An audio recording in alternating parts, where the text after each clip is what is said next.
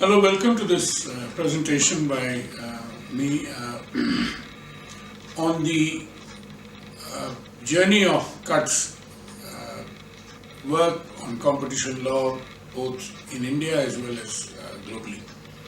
It all started in 1983. A few friends of us sitting and counting matchsticks in a matchbox. A matchbox is required to contain about 50 sticks. But in those days there was a perennial shortage, or the quality was very poor, the stem was weak, and so on and so forth. At about the same time, in 1984, the then extant competition law in India, which was called the Monopolies and Restrictive Trade Practices Act 1969, was amended to include unfair trade practices, which is what we call the consumer protection provision of a competition law, which deals with misleading advertising and deceptive claims. So we decided to file a complaint before the MRTP Commission against the single largest manufacturer of matchboxes in India, at that time Vimco Limited, a Swedish company.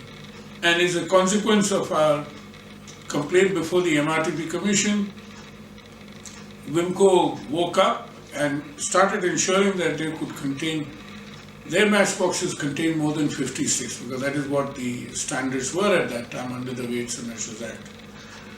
Now, the MRTP Act as such was by and large a licensing law. It was required to deal with monopolies. And in the good old days, till 1991 reforms, it was used to regulate manufacturing. And every manufacturer was restricted to manufacture a particular commodity and so on. And for example, Birlas were allowed to make motor cars, but Tatas were not allowed to make motor cars, and so on and so forth. So you could well imagine the kind of situation which existed, because people sitting in the ivory tower in Delhi thought that this is what is best for the country, we should allocate resources in the manner that they think, rather than to allow healthy competition and allow growth. At about that time, we realized that the MRTP Act is not a very good competition law. It doesn't penalize the offenders. So we pleaded with the government, and at that point of time, Yashwant Sinha, who was the finance minister, heard our well-researched arguments, and the finance minister was convinced, and in 1999, he announced the setting up of a committee to draft a new law. That is how we succeeded in getting a new competition law in India, which was then enacted by the Parliament in 2002. The other thing we realized by working on competition issues for a long time is that there are several policy-induced competitive distortions, anti-competitive distortions. So we advocated with the government and with the Planning Commission, those days particularly, that we require a competition policy. We lobbied the Government of India, they set up a committee. The Planning Commission also set up a task force under my chairmanship on competition policy, and we finally got a competition policy draft by 2011. What we realized is that you have to look at the whole policy framework of the government, whether it is transport or food regulation or whatever it is, to see to it as to how it can promote competition in the marketplace, and so that there is both consumer welfare and producer welfare.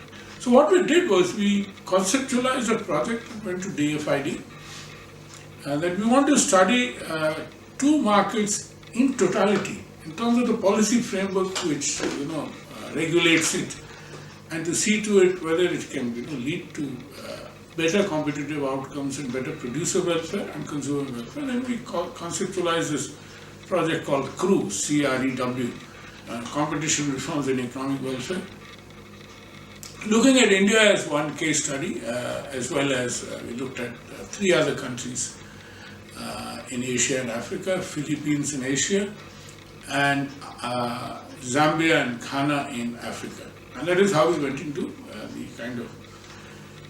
on competition reforms, this is our first international project. We have done work on competition law in Africa and Asia for since the year 1999. And there's this popular acronym that we selected, 7UP. I would say that we've been fairly successful. I would say very uniquely successful, and that has been acknowledged globally as well. As you would hear Elena Fox or Bill Kovacic, two famous scholars, speak in this particular presentation. Competition law, in its best sense, is knocking down barriers. Pradeep has done so much work on the facts of what is happening in so many developing countries. Many, many facts. I mean, this is one of the richness of his work. And you see, when you read these reports, some of them are called the 7UP reports. He takes 7 countries and looks at each country very seriously.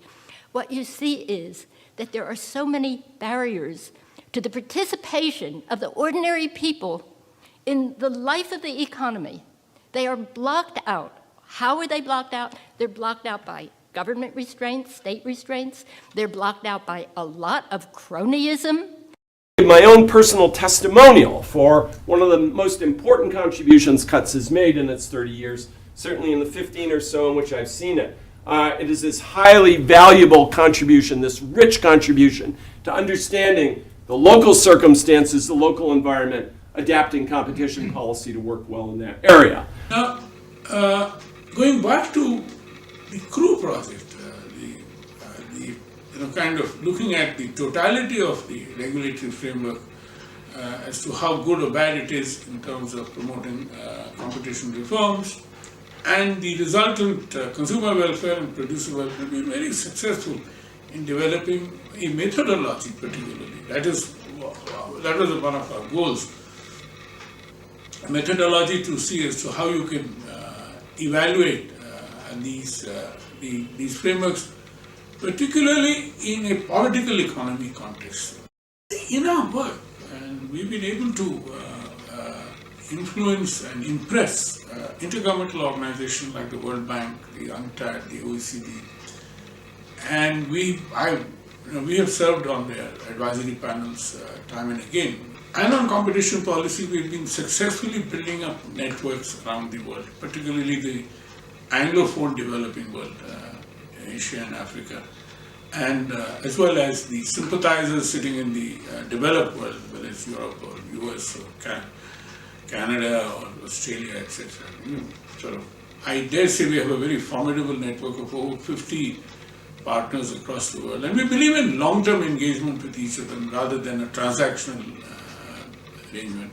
And that is how we've been able to build up these networks and sustain them on a very regular basis, whether or not we have a project running with them or not. One of the things that we've done from the year 2010 is to float the idea of a World Competition Day on 5th of December. In 1980, 5th of December, the United Nations General Assembly adopted the UN set on competition policy. And we've been, therefore, promoting the idea of celebrating 5th of December as the World Competition Day. And that has been celebrated around the world very effectively. The Philippines government, in fact, has made it the National Competition Day as well through a presidential proclamation. We're quite happy with what we've been able to achieve.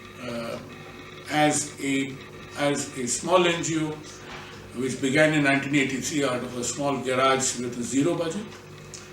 Today we are now with centers across the world, 3 centers in Africa, Accra, Nairobi, Lusaka, 1 in Hanoi, and another one in Geneva. And Geneva one is something which is a matter of great pride for us because of the work that we've been doing on WTO, World Trade Organization, for a long time. That is our biggest portfolio. And competition policy is also a part of the WTO rubric. It's there in the Agreement on Investment. And though it is not yet a part of the WTO itself, except under the General Agreement on Trade and Services, where in the Agreement on Telecommunication there is an understanding, there is a whole competition framework which has to be followed by countries which have liberalized their telecommunication services and so on. And as I dare say that what we've been able to achieve so far with this kind of setup is purely our our tenacity as well as the desire to bring about that particular change which is necessary. Thank you very much.